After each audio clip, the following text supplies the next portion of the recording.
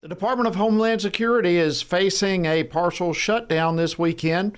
All this comes as Democrats and the White House are at an impasse over the issue of illegal immigration. And joining me now is Washington Stand reporter Sarah Holliday, who's been tracking all of today's stories.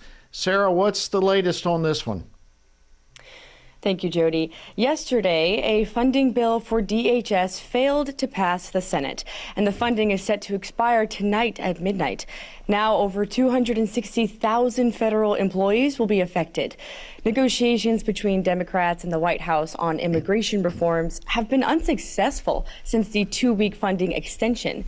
Here's what Democratic Senate Minority Leader Chuck Schumer had to say yesterday. Republicans chose chaos, and the Democrats, we refused.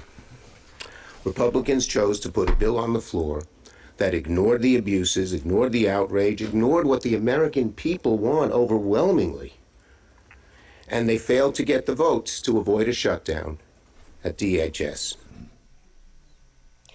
Democrats have sought changes to how immigration agencies operate following the deaths of two Americans during ICE operations in Minneapolis. But as of 12:01 a.m., funding will lapse for FEMA, TSA, and the Coast Guard, all while ICE and CBP will still be able to continue their operations. As the funding deadline quickly approaches, much of Congress has already left the Capitol for a week-long recess. Jody.